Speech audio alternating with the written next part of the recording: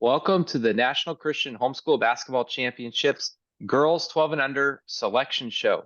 I'm Rob Flatt, and I'm with Jeremy Caldwell, Seating Director for the NCHC Live.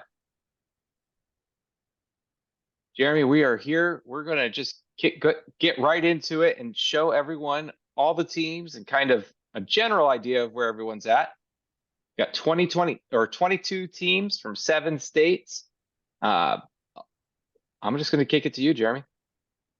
Yeah, so have a good variety here from, like you said, 7 different states, 3 or 4 different regions being represented here.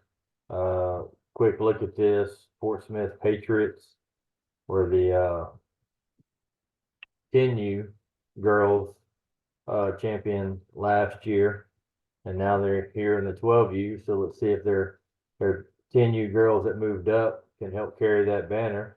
And then the reigning champions for girls 12U are the Thesa Rider. And as you can see, they're also listed in the 1 to 6 seed. So they're coming to try to defend their title. And then the 10U girls of Fort Smith are going to try to see if they can move up a notch and see if they can carry on their undisputed that they won last year in the younger age group. So it's going to be interesting to see as both of them are in the top 6 seeds here in this tournament. Yeah, and the Little Rock Flames won the girls 10 and under championship in 2022. And as you mentioned, Fort Smith won in 2023. And I think you were telling me before we started this, that Fort Smith defeated Little Rock in the girls 10 and under finals in 2023 for the undisputed national championship. So a lot of good teams right off the bat. And so why don't we go ahead and take a look at some of these top teams and kind of what the goal ball route or the road to the goal ball is going to look like for at least the top 4 teams right now. But then if you're not one of these teams, I think you can get an idea. It's going to be hard. It's not going to be easy to win a goal ball. Right. Little Rock Flames, as you had mentioned, they played Fort Smith last year in the 10U, and now they're here as the number 1 seed. I think they're coming in as the overall number 1 in nationals this year as 12U, and they're going to open up with Oklahoma Flame opposite them on the brackets, but they're going to see if they can somehow knock off the Thesa Riders. And as you can see, they're listed as number 2 over in Class 7A. So Little Rock and Thesa played each other in the Big South Championship game, and that was a really good matchup there at the Big South this year. And then Columbus Hawks won the Midwest. They're coming in as a 7A number 1 seed. So it's not going to be an easy road for either one, and we'll see how it plays out. Yeah, in this age group, in these younger age groups, a lot of times you're not getting a situation like you do sometimes with the varsity boys where teams across the different region lines are playing each other on a consistent basis. And so a lot of times the number 1 overall seed is going to go to the region that won it the previous year.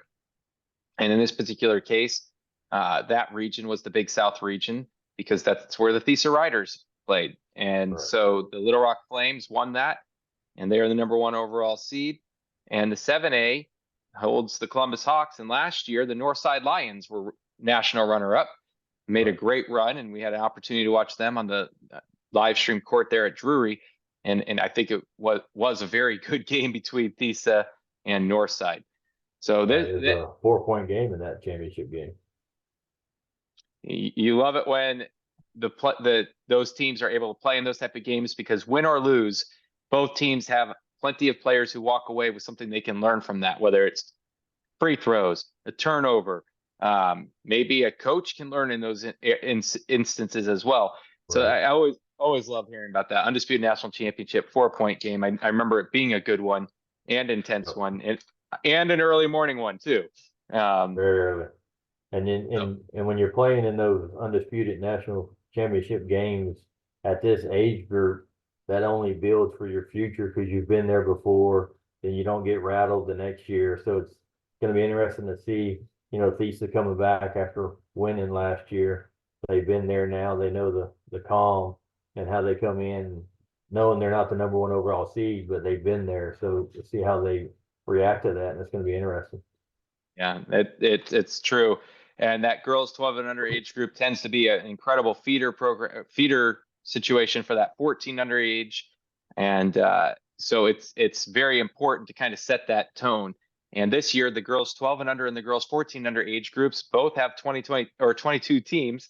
And it's great to see these type of numbers in these younger age groups, and it's phenomenal. So let's take a quick look here at the format so that people could, before we fill out more brackets, that people get a kind of an idea of how this all works. It's a young age group, so there could be a lot of first timers here.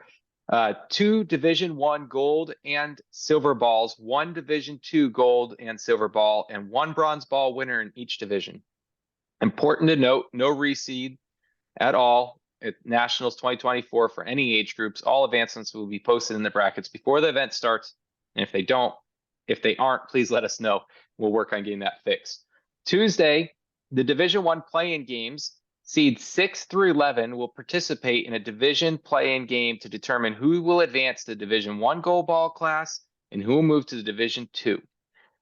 The 6 winners will move into gold ball classes associated with the play-in game, and the 6 teams that lose this opening game will move to a gold ball division that will be played out 1st through 6th, Wednesday through Friday. The Tuesday, we will also have the Division I gold ball quarterfinals. Division I 16 teams, the 8 play-in winners plus the 8 top seeds will compete in the quarterfinals of each gold ball class. It will be matched up 1 versus 8, 2 versus 7, 3 versus 6, and 4 versus 5. The 8 winners will advance to their gold ball semifinals on Wednesday, and the 8 teams that lose will move to their Division I copper, and they will play out 1st through 8th, Wednesday through Friday. All right, so Jeremy, it's time to talk more about teams here for a second. And I got ahead of myself on the slides, but we're back in the right area. So these are the automatic Division I teams. We've kind of gone over the 1 and the 2 seeds already.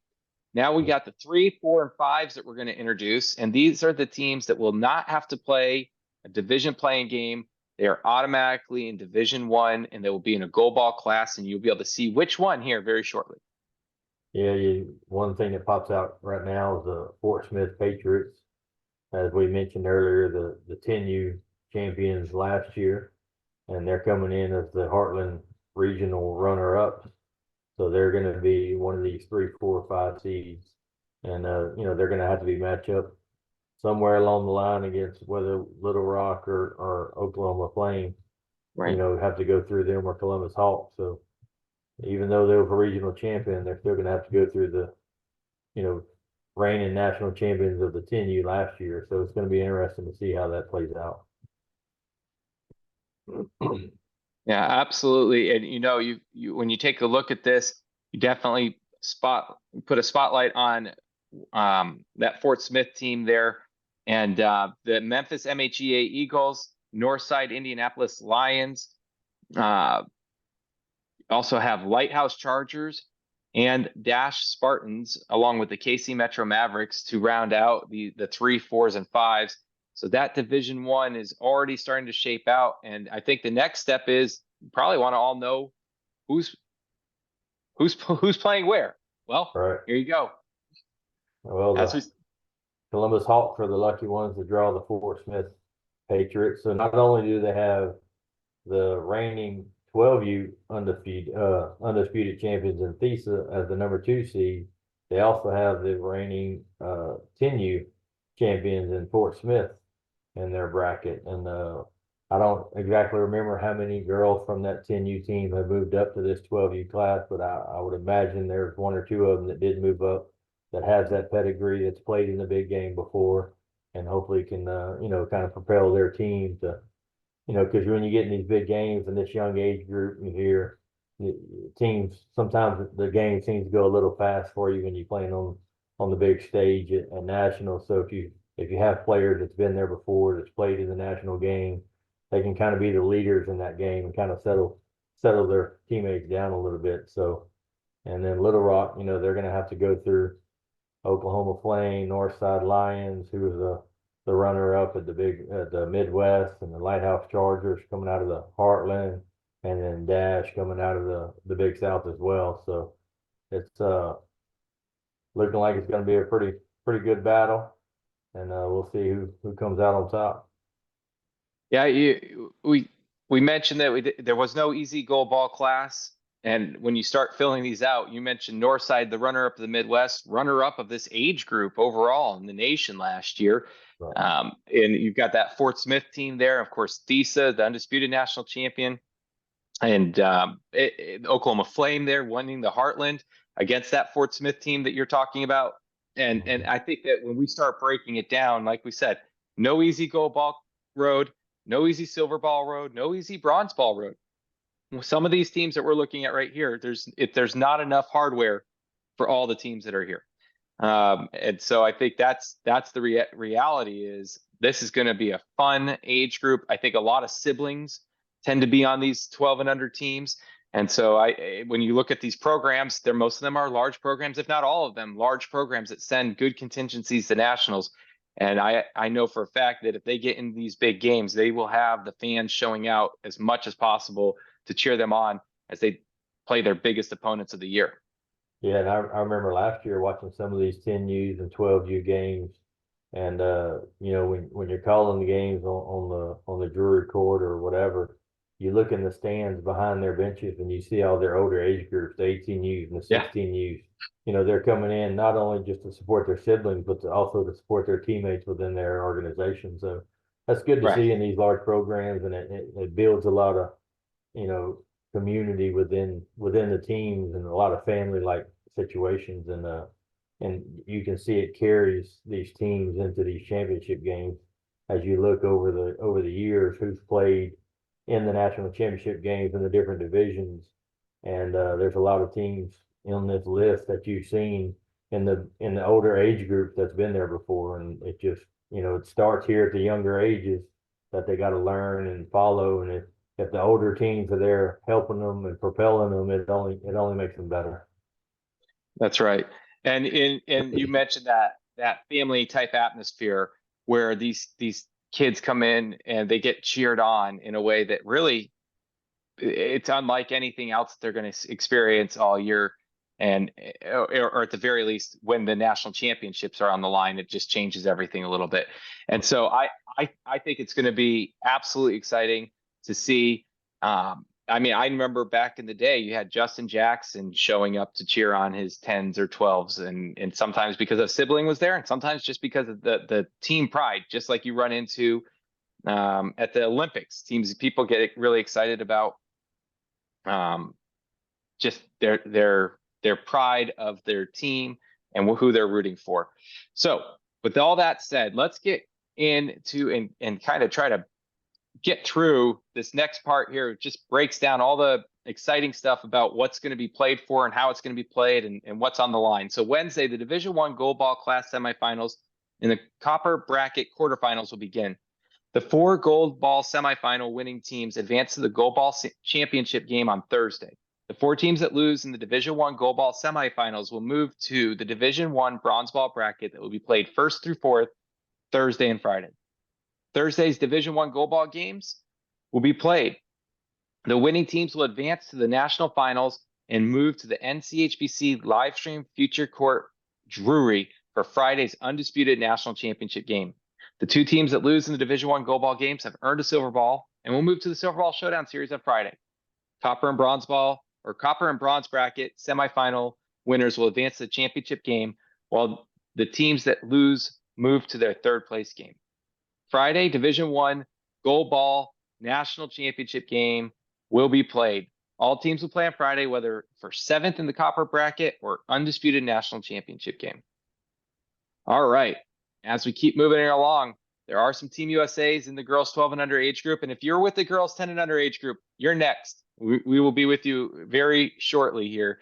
So bear with us, and we will quickly be breaking down your team and your age group in a similar fashion. The Team USA are not able to eliminate a team from trophy contention, whether that's gold, silver, bronze, copper, or iron. The only exception with that would be is if they're playing each other. They also cannot eliminate a team from the top bracket they were placed in. This means in the opening game of an NCHC event will result in a team moving left in the brackets regardless of the score. because there's no pools in this age group to break down, we will go ahead and keep on moving. And if there are pools, it would simply be in the consolation. And in that case, the scores do impact the pool advancements. However, the pool finishes are determined when they're determined. Team USA will end up finishing last in the pool regardless. Also, please note that 6 will play 11, 7v10, and 8v9 in the division play in matchups in the brackets. All right. So this next part here is the fun part. All 22 teams, all of them in their goal ball class. 6 versus 11, 7, 10, 8, 9 are the matchups. Looks like there's only one Team USA, and that's Indianapolis Wildcats versus Team USA. So in that case, the Indy Wildcats will play that game. They will advance, and Team USA will move left. But everyone else, the games are on the line. It looks like we have a couple USAs after team names. And in that case, those provisional approvals do result in the same situation. So the Faulkner Falcons will defeat the Rush, Missouri USA, and New Way will advance past Tulsa Chef Arrows USA. And then after those games are played, those teams will be able to be set up for their quarterfinal games in the gold ball class. Jeremy, why don't you take us over for a second here and start talking about some of these matchups that we do know, like in the sense of the 4-5s for sure, and situation of where there's a USA, we can start kind of looking a little bit further ahead. Yeah, so we know the 4-5 are going to play each other. The Lighthouse Chargers are going to play Dash Spartan. That's going to be a Heartland versus Big South matchup. That's going to be interesting to see. And over at the Class 7A, you got MHEA, which is the Big South, and KC Metro, which from the Heartland as well. So you got on the 4-5, both matchups, you got Big South versus the Heartland. And then on the 3-6s, you got Northside from the Midwest playing New Way, because New Way is going to advance after they play Tulsa Chef because of the USA provisional next to them. So even though they'll play that game, New Way will advance to play Northside Lions. And over on 7A, Fort Smith Patriots, they will be playing the Indianapolis Wildcats, as although they're playing the Team USA, they will be the one to advance to play Fort Smith. So the 2-7 matchup over in 8A is going to be the Oklahoma Flame versus the Faulkner Falcons, because Faulkner is playing Rush with the USA provisional. So Faulkner is going to be the one to advance there regardless of the score, and they will play Oklahoma Flame over on the 8A side. 7A side, FISA, they were going to have to wait and see the winner between OKC Knights and the Saline County Warriors. So FISA at this point does not know who their matchup will be. They will await the winner of OKC and Saline County. And over on 8A, the Little Rock Flames, the #1 seed, will have to sit and wait and see who the winner is going to be out of Noah Jaguars out of the Heartland and CHSA out of the Big South. And the winner of that will get the lucky draw of the #1 seed, Little Rock Flames. And go ahead. I was going to mention, that Little Rock Flames team, that they're phenomenal right now. Not just in the girls 12U, they won the girls 10U in the Big South. In fact, Coach Danny Hinton for the Little Rock Flames girls 12U and 10U, back-to-back Big South regional champions. And so that's when I look at that and you start thinking about what happens when teams start having success in these 10s and 12s, how that usually starts moving up. And I'm looking at the CHSM Crimson Knights, for example. It's a team that actually was a rival with Little Rock for a little bit in some of these younger age groups, but most of their players have moved up. And now you've got them winning, looking really strong in both the 16s and the 18s and even the 14s. And so that's kind of, they're not as dominant, or even not look like they're fielding strong teams in the 10s and 12s right now for the CHSM, but that moved up into those older ages. And now we're seeing CHSM as, I think, a #2 seed in 18U Division 1. And I think possibly the favorites in girls 16U. And last year had a really great run in the girls 14U. So it's always great when you start seeing that these teams starting to build that. Yeah, they won districts in 14 and 16. They won regionals in 14 and 16.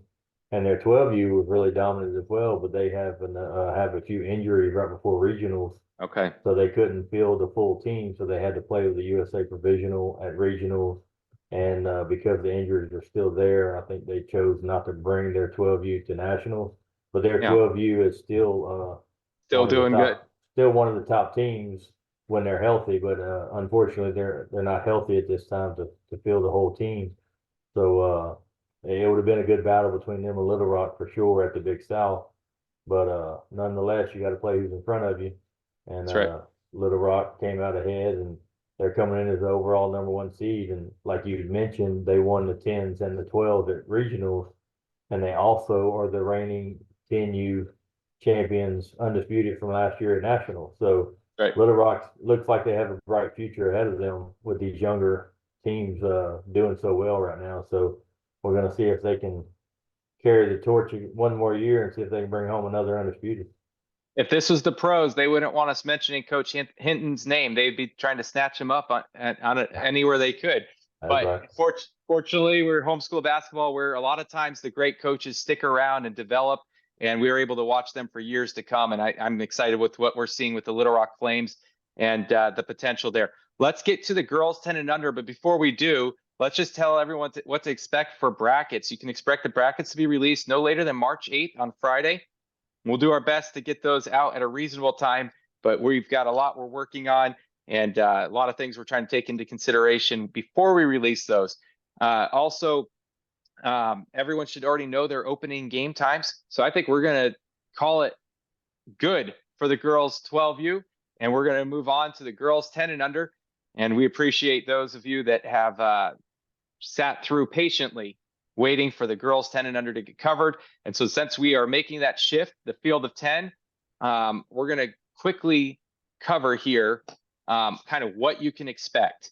The 7 and 10s are going to play each other, and the 8s and 9s, there's going to be one gold ball and silver ball and bronze ball.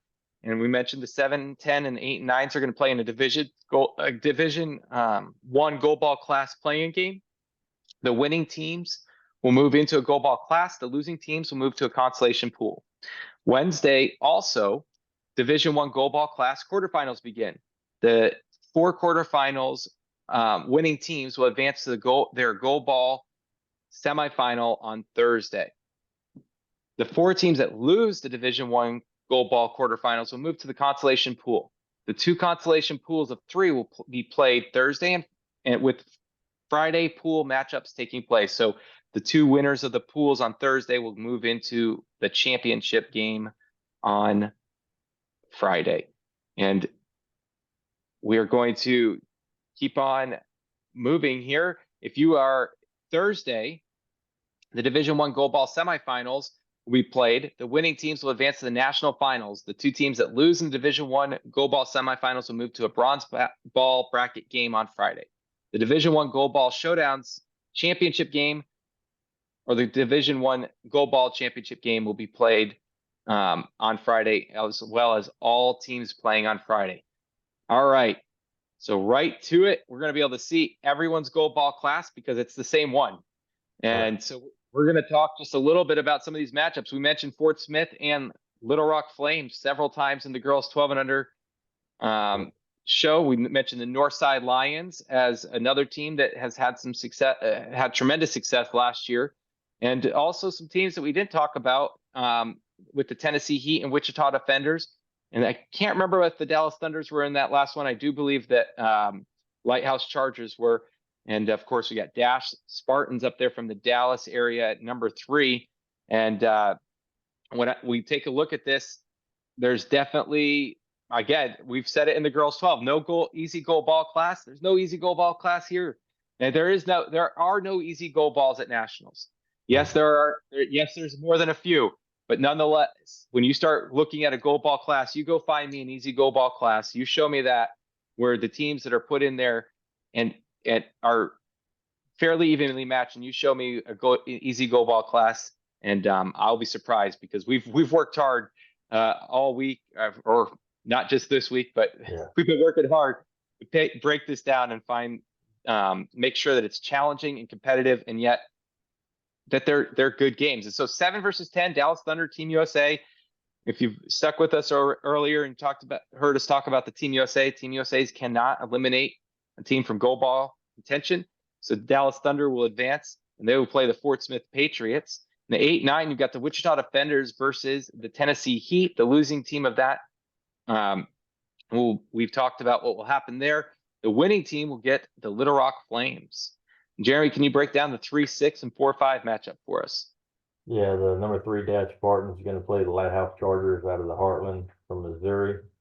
And then the Northside Lions out of the Midwest are going to play the Memphis Eagles. And as you had mentioned earlier in the breakdown of the format, so the 2 losing teams of the 7-10 and 8-9 matchup, they will move to the consolation pool, and they will await until the quarterfinals are played, and the 4 losers of the quarterfinal would join those 2 in the consolation pools, and those 6 teams are going to be the 6 teams that form the 2 3-team pools that will play Thursday and Friday.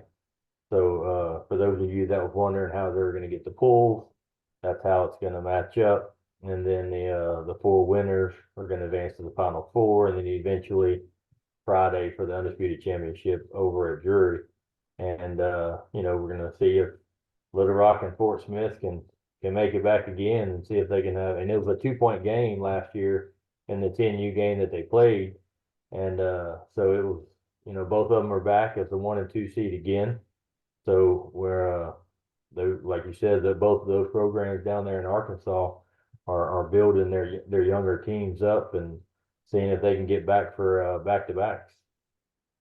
Absolutely, and it'll be very interesting because you've got an opportunity where it could be a Texas versus Indiana final like the girls 12U was last year. It very well could be an all Arkansas final. It could be Arkansas, Texas, Arkansas, Tennessee, Arkansas, Indiana. And I know we're mentioning a lot of Arkansas, so it's going to take someone from that 7-10 or that 7-10 7 seed, that 8 or that 8 seed, to really to make us believers. Right now, we've got a lot of confidence in Arkansas homeschool basketball at this level, and we'll definitely get a chance to see it. And those teams that do well, they've got a great prize waiting for them at the end: a gold ball, undisputed national championship banner. And those that do well but maybe don't win it all, there's still a bronze ball, a silver ball, and there's some hardware worth playing for, but nothing's easy. Nothing's easy at this age group. And every single player, I'm sure, will come out and play their best and leave it out there, because many of these players, it'll be their first or second nationals experience. And that's always exciting in and of itself. And just remember, if this is your first time at nationals, these 10U divisions, a lot of times this is your first year, parents and players. But always remember, even if you lose your first day, you still have games you play every day at nationals. Do not go home thinking your tournament's over. You still have games all the way through Friday. Everybody at nationals will play every day all the way through Friday. So stick around and watch some good games until you have your next game. There's going to be plenty.